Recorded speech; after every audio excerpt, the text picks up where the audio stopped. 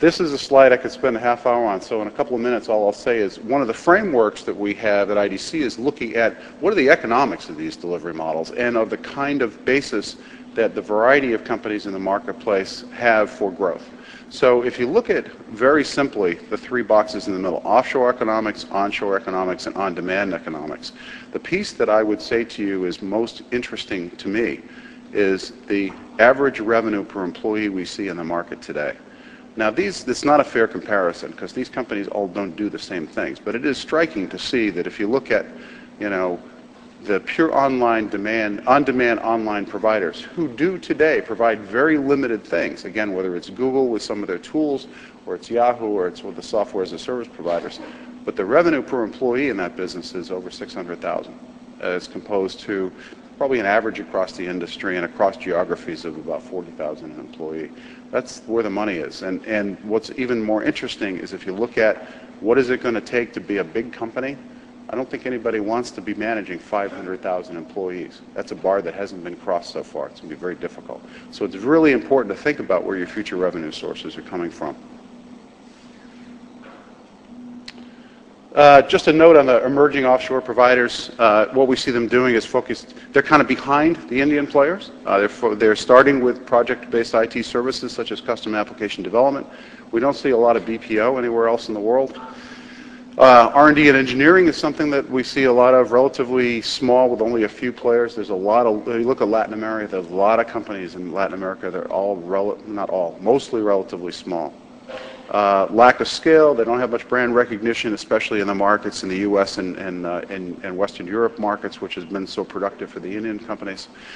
And they have a hard time growing quickly, certainly not the kind of growth rates we see in this market.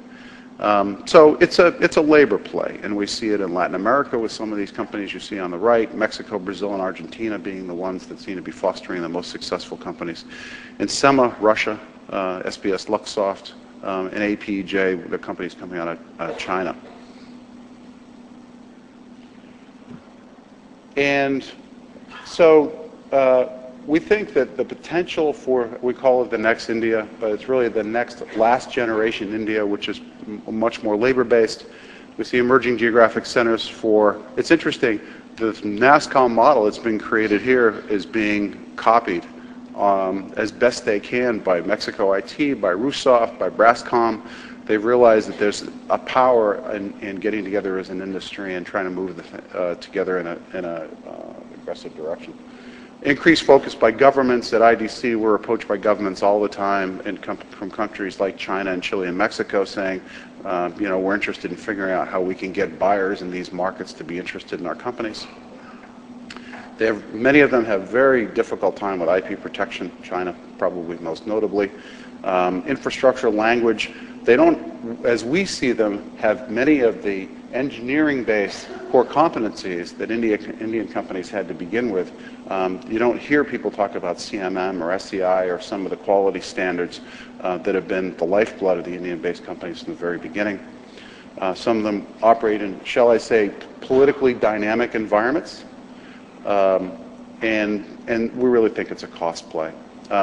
One of the places we think might be productive is Brazil. Brazil's actually probably doing better than others, but as we say here, it's probably going to be more market specific. They have a great capability in finance, and they have a lot of English language capability.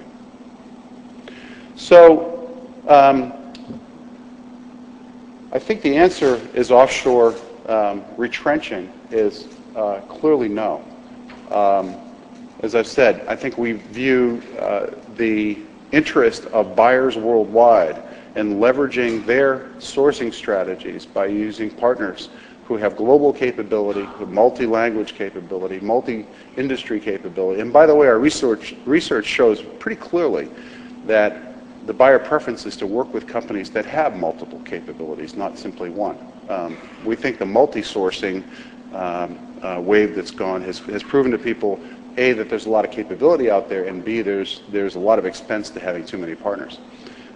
So as we move into our panel discussion, we're going to talk about the transformation, the maturation of these delivery models, and And so talk about how it's working as opposed to it retrenching.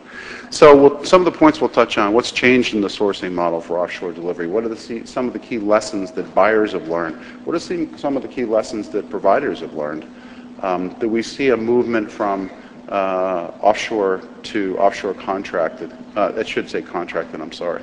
That means, as you've all seen, lots of companies launching their own privately held captives. We see more and more of those becoming moved to providers. Do clients favor vending sourcing models include offshore delivery? My view is yes, where appropriate. Examples of where it works well, where it hasn't worked. And most interesting from my perspective is where are the providers in this market making their investments?